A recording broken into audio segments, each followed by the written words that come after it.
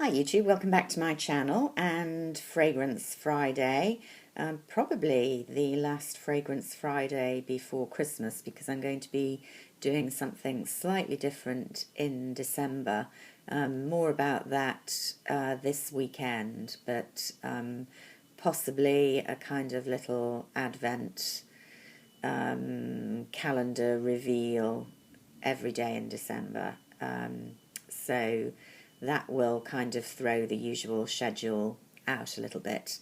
So I thought today I would talk about a very recent purchase that I made about 10 days ago, the weekend before last, which is this Byredo fragrance called, I'm never sure how to pronounce this, I should know after the desert, Mojave Ghost.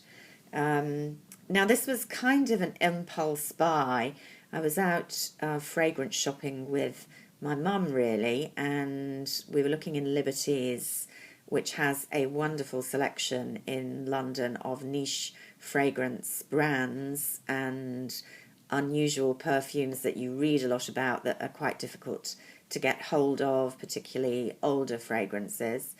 And they stock Frederic Malle, for example, which we were looking at, and I sampled several of those fragrances that I'd read about or heard about on YouTube, people describing, but none of them really gripped me. And then I went over to look at Byredo. I have bought some of those fragrances before, and really loved them, and then kind of gone off them.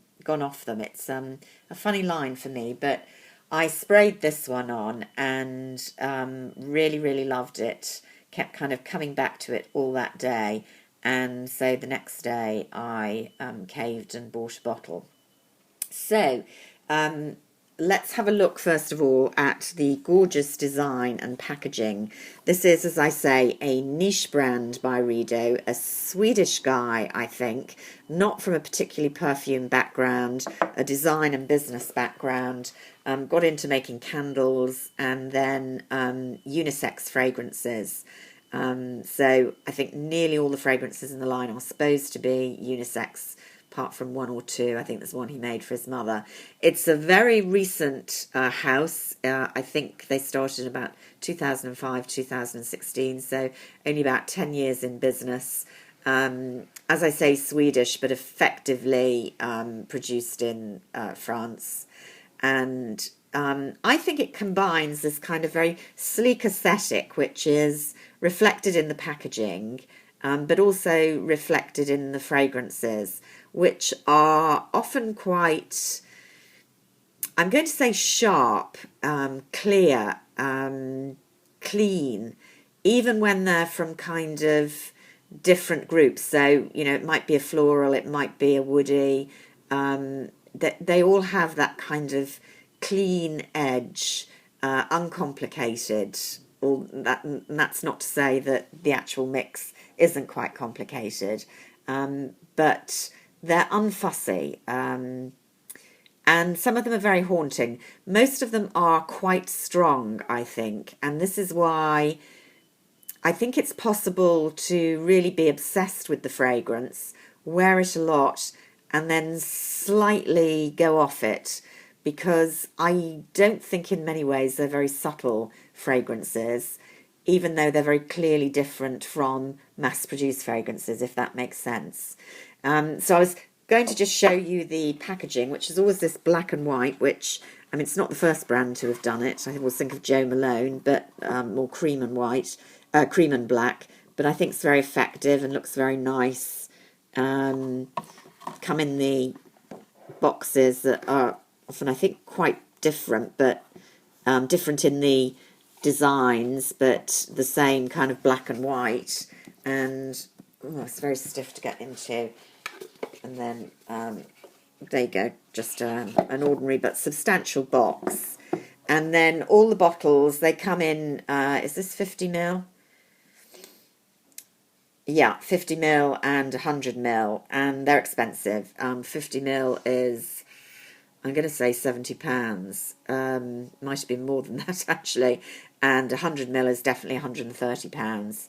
So they're quite an investment. You can now get generous kind of, I think, 0.5 ml or 1 ml sprays in selection boxes, or like 5 of the same one, which is slightly less useful. I mean, useful if you want to use them as a travel size when you already know the fragrance, but it would be really great if they let you kind of pick and mix a box of those so that you could try the fragrances. I don't think they do that yet, but I may be mistaken.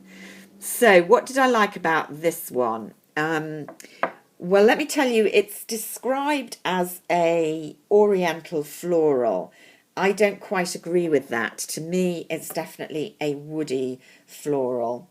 The top notes are ambrette, which is a kind of seed that mimics musk, and sapodilla, which I had to look up. It's a fruit tree that grows in Mexico and other arid places, and that definitely explains what I get as a slight fruity note. I know that some people who've reviewed it on Fragrantica, for example, say that it's overly fruity and smells of pear. I definitely don't get that, but there is a light fruit.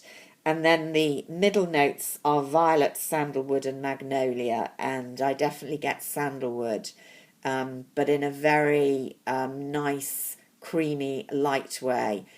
Sandalwood is one of those notes that I either love or hate. I really enjoy it low in the mix or creamy in the mix. But sometimes if it's very powerful, and I'm thinking particularly of Guerlain's use of sandalwood in Samsara, is just too much for me, far too full on, too kind of high in the mix. But here it just comes nice and woody, particularly as the other woody note in the base is cedar, which I like very much, and that kind of gives a drier, gentler woodiness to this fragrance. So that sounds like a kind of powerful mix, but this is just a very, to me, clean and classic scent. It's very recognisably Byredo. I've had Bal d'Afrique and Tulip. Tulip obviously is very floral, but in some ways this reminds me of a gentler, woodier, more complex Tulip. And indeed Bal d'Afrique. Bal d'Afrique has quite a bit more vetiver in, which in the end got me down, although it's an interesting fragrance. It has a moderate silage. I don't think it's kind of knock you out. And my mum was saying that she couldn't really smell it on me. So I would say kind of soft to moderate, not strong silage, which a lot of the Byredo fragrances have.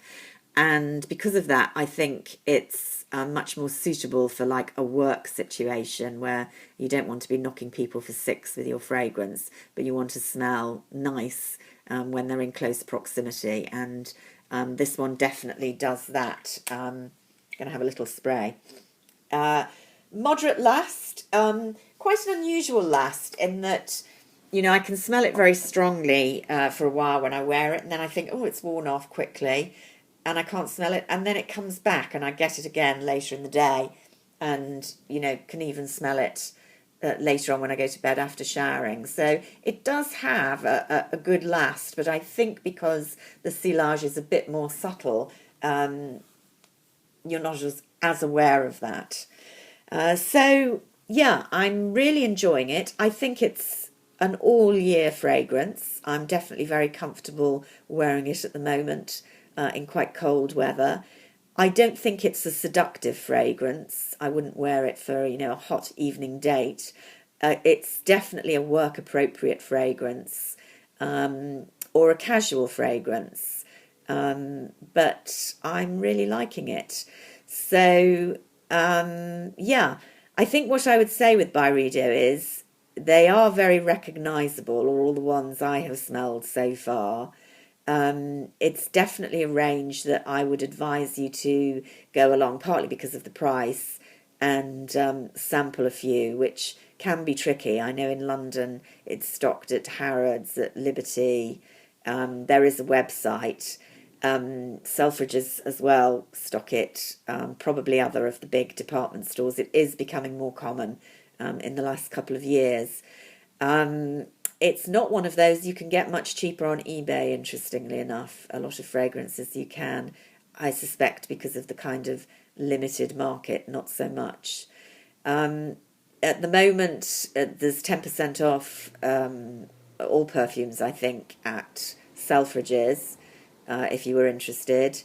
That's for this weekend, Black Friday weekend, even here in the UK. And I think on the Byredo website, if you purchase there, you get a free hand cream. So worth knowing if you're stocking up this weekend. But otherwise, if it's a new fragrance to you, definitely try them first of all. But a nice one to try. So until Saturday or Sunday, I will say goodbye and speak to you soon. Bye for now.